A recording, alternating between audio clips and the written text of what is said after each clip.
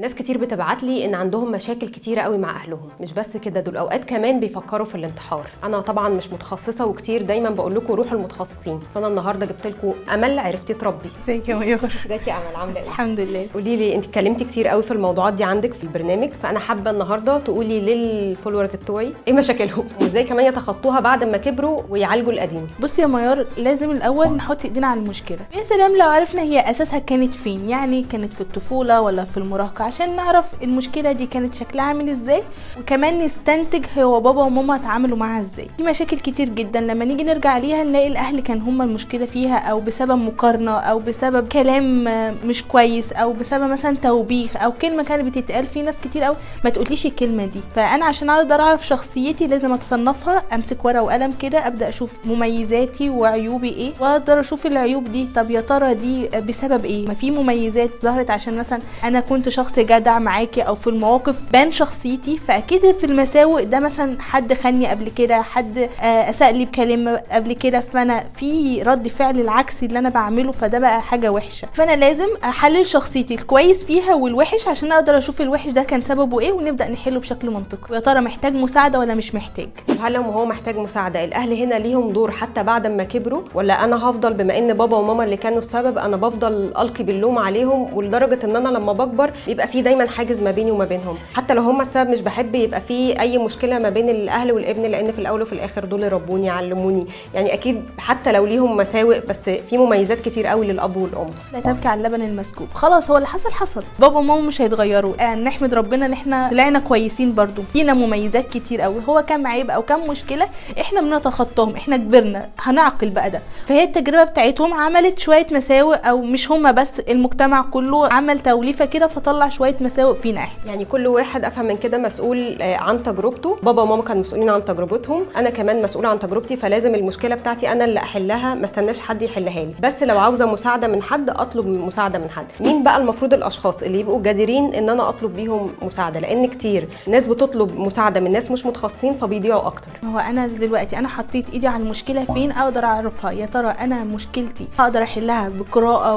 وتطلع واشوف ناس حلوها قبل كده، نشوف خبرات سابقه، او نروح عند اخصائي نفسي على طول. لان احنا ككبار في اخصائي تعديل سلوك، اخصائي تعديل سلوك للاطفال الصغيرين 14 13 سنه، ده مثلا هقول لك محتاج تعديل سلوك. بس احنا مثلا بنتكلم في شباب 25 و30 وفي حاجات مضايقاهم وعايزين يغيروها عشان ما يقعوش فيها مع ولادهم زي ما اهاليهم وقعوا، فده يروح لاخصائي على طول. ممكن مثلا ارشاد اسري، اخصائي نفسي لو في حته معينه عايز يعالجها. يعني كده اهم حاجه ان احنا نحط ايدينا على المشكله في البدايه، نعرف نقاط قوتنا ونقاط الضعف بتاعتنا، نطلب المساعده من حد بنثق فيه حوالينا. في الاخر لو ما فيش حد نثق فيه بنروح لاخصائي نفسي لو احنا كبار، او تعديل سلوك لو احنا لسه في سن صغير.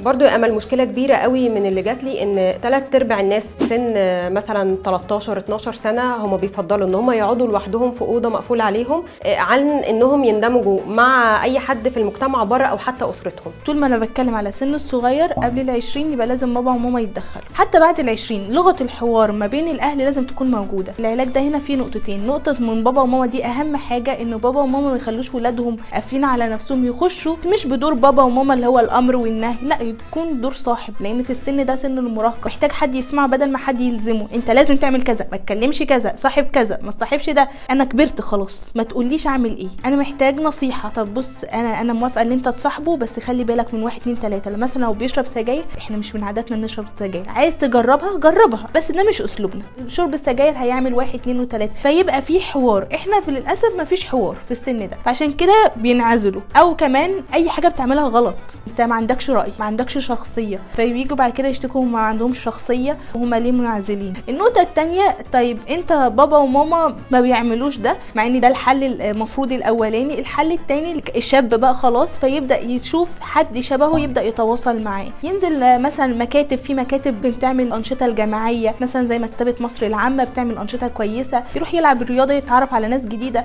القفله ذات نفسها مش حلوه ليه قبل ما يكون لحد تاني، لان لما بيقفل نفسه لما بيطلع بعد كده للمجتمع هيطلع شخصيه مختلفه، مش عارف يتعامل مع حد، مش عارف يرد، هتلاقيه على طول متاخد على قفاه. يعني نقدر نقول ان الاهل او الاب والام هم اللي عليهم دور كبير، او ان هم يخرجوا المراهق من اوضته والعزله اللي هو عايش فيها علشان يطلع يقعد معاهم بره او يطلع للمجتمع، او حتى هو يطلع يشارك في اي انشطه اجتماعيه بره، مكتبه، نادي، بحيث يطلع من الاوضه اللي هو قاعد فيها. امل خلينا نلم الموضوع كده وقولي لي حاجه سريعه كده في الاخر، اللي انكسر بيتصلح؟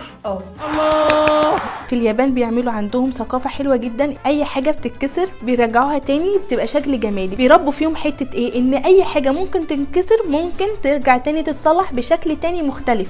يعني الكوبايه لو كسرت ممكن تحطي لون تاني تخليها فازه، فانت جددتي استخدامها، غيرتي في شكلها، لان اي حاجه احنا موقف بنتحط فيه بنتعلم منه. معنى كلام امل ان لو دخلنا في علاقه وفشلت ممكن بكل بساطه ناخد منها خبره وتساعدنا ان احنا ندخل في علاقه تانية بشكل انضج. او لو كان في حياتنا صديق وطلع بيكذب، طلع بيخون، نقدر كمان ندخل في علاقه مع اصدقاء تانية بشكل اعمق ونبقى عارفين نتعامل فيها بشكل عقلاني شويه. الاكتئاب بيروح والحزن بيروح، وممكن نبدله كمان بحاجات احسن. ده اللي انا اخدته من كلام امل النهارده، واعتقد انتوا كمان ممكن تستخدموا ده في حياتكم. لو حابين ان انا اجيب امل تاني ممكن تكتبوا لي كل الاسئله اللي انتوا حابين تعرفوا اجابتها في الكومنتات، او تبعتوها لي برايفت وانا هجيب امل تجاوب لكم عليها.